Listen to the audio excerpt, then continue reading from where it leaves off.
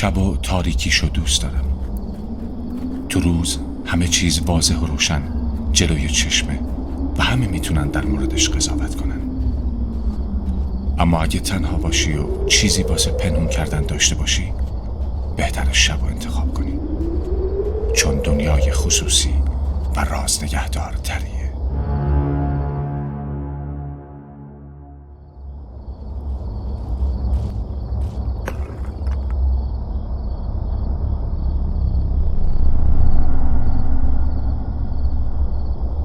یه موقع در موردم اشتباه فکر نکنین. من کسی رو نکشتم. کسی هم ظاهراً قرار نیست منو بکشه. خیال خودکشی هم ندارم. علت تنهایی و شبگردی من فقط یک چیزه. من آدم زشتیم.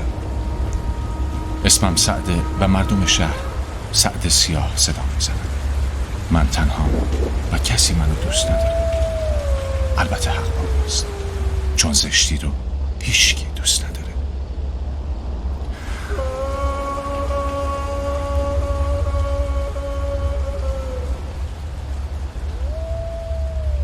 اینجا شهر منه، یه شهر قدیمی، شهری که شباشو دوست دارم، چون همه خوابن و کسی نیست تا زشتی منو ببینه و به روم بیاره. آدمای تنها معمولاً خیال بافن. بعضی وقتا تو خیالم آرزو میکنم کاش همه مردم شهرم مثل من زشت و بد بودن. میدونم خوب نیست اینو بگم، اما من شهرم و بی مردمش دوست دارم.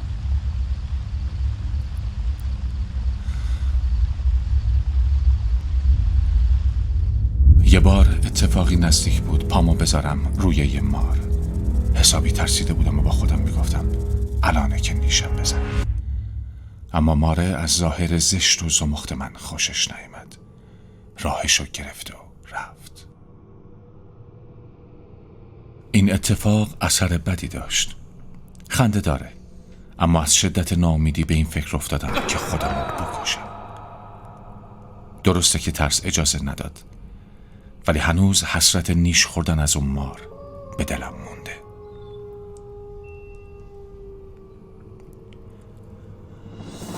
جایی هست که وقت و بی وقت بهش سر میزنم. پدر و مادرم اینجا خوابیدن.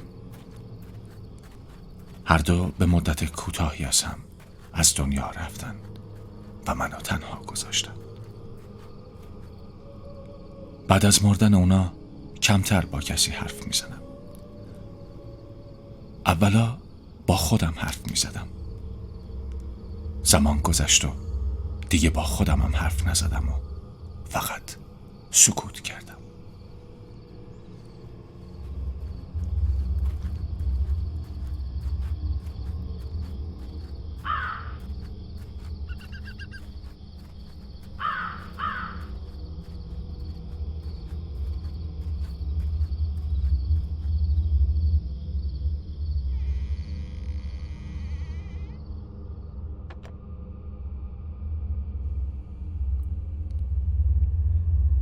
تو تنهایی فکرای عجیب و غریب میاد سراغم.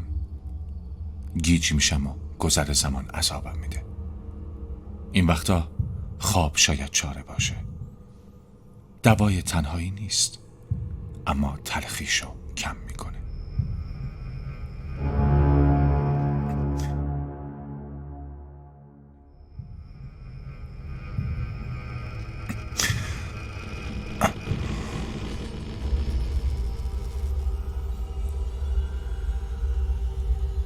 دنیای خوابهای من شادتر از بیداریم نیست.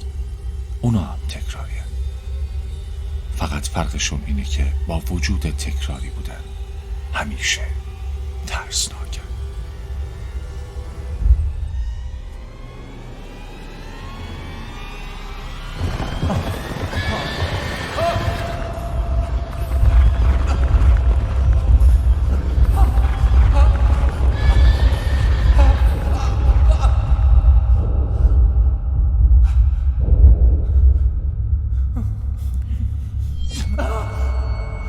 این خوابیه که چند سال مدام و هر شب میبینم. وقتی بیدار میشم خوشحالم که فقط یه خواب بوده. یکی از چیزهایی که زشتی منو از یادم میبره کار کردنه.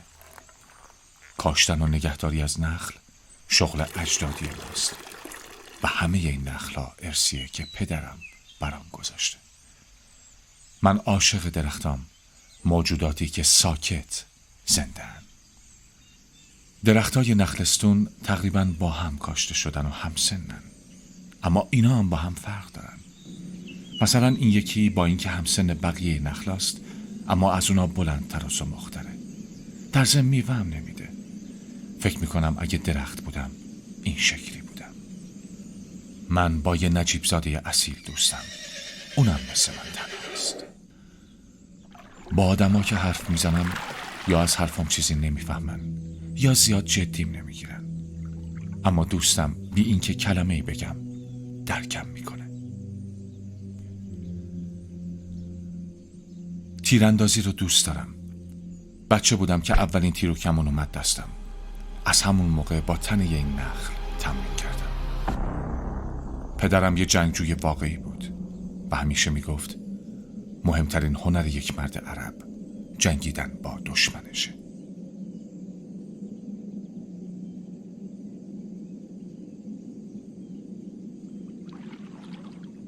برای اینکه روح آزردم و آروم کنم جسمم رو خسته میکنم، اما خیلی موفق نمیشم. جنگ بزرگ همیشه درون آدمه، نه بیرونش.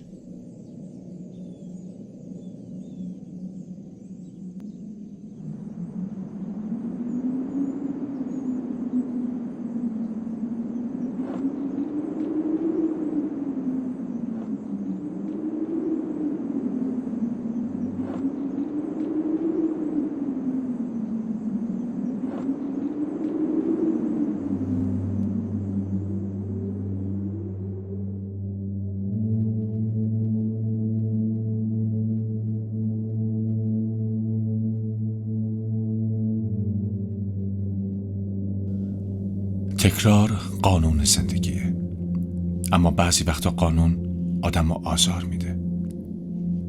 باید بخوری و بخوابی و به چیزایی فکر کنی که همشون تکرارین.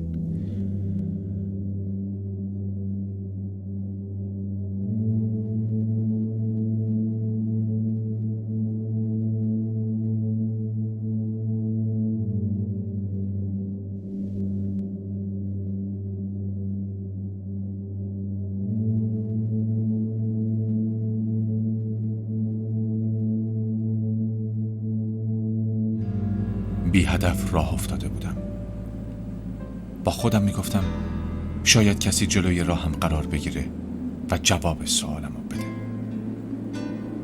ممکنه به کسی بر بخورم که کل زندگیمو عوض کنه. خیال باطل. هیچکی نمیتونه هیچ چی رو عوض کنه.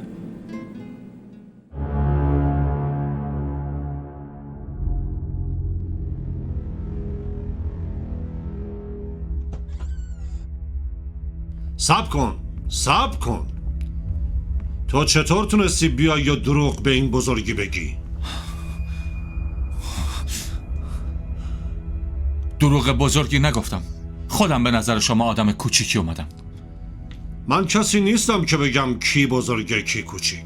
اما میگین اندازه خواهشی که دارم نیستم. اینطور نیست؟ بهتره ثابت کنی که راست میگی. نه لازم نیست. اگه شما مطمئنی که من دروغگوام حتما هستم. آدمای زشت بیشتر شکل دروغ گفتنن. اگه زیبایی حقیقته، زشتی حتما خود دروغه.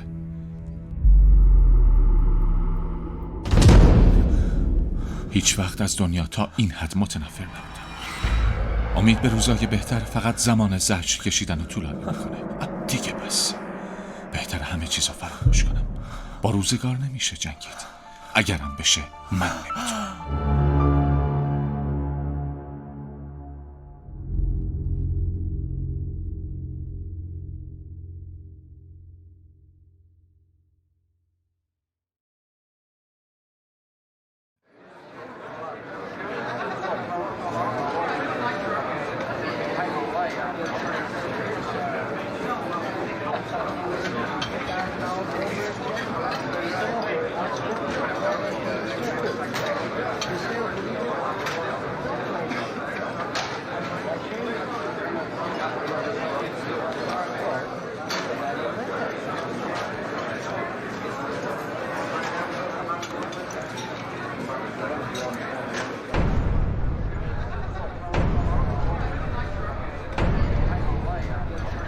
چی شده؟ چه خبر؟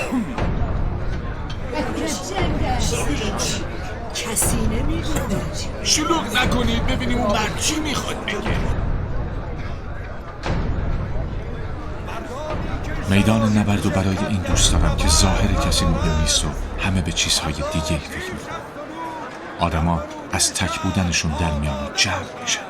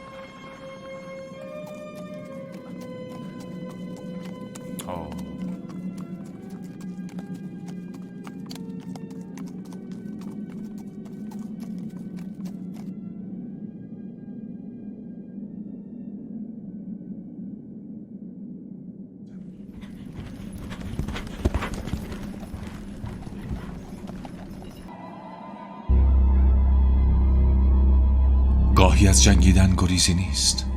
فقط اگه مطمئن باشی برای کی و به خاطر چی می جنگی شاید کمتر بترسی. اما ترس همیشه هست، چون جنگ چیز ترسناکیه.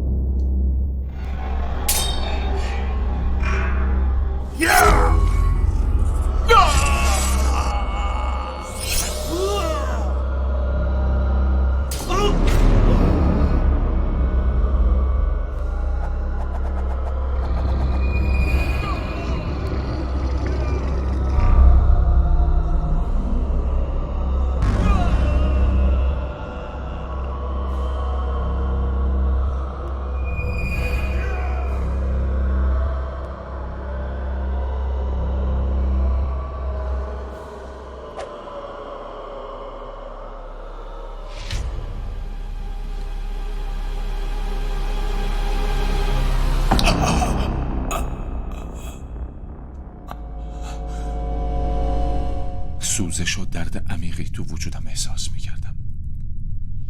نمیدونم چرا تو این حال یاد نخل کنار چاه افتاده بودم.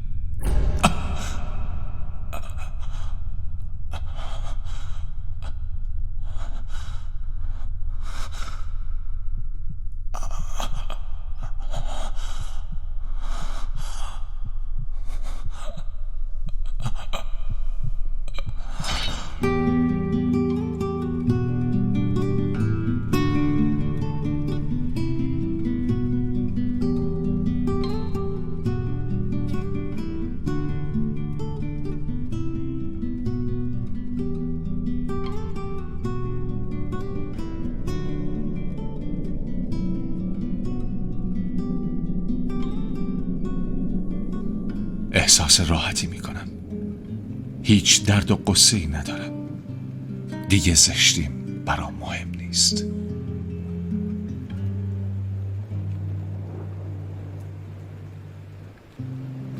اینجا شهر منه، یه شهر قدیمی، جایی که دوستش دارم، شهری که با مردمش دوستش دارم، شهری که شب و روزش هر دو قشنگه.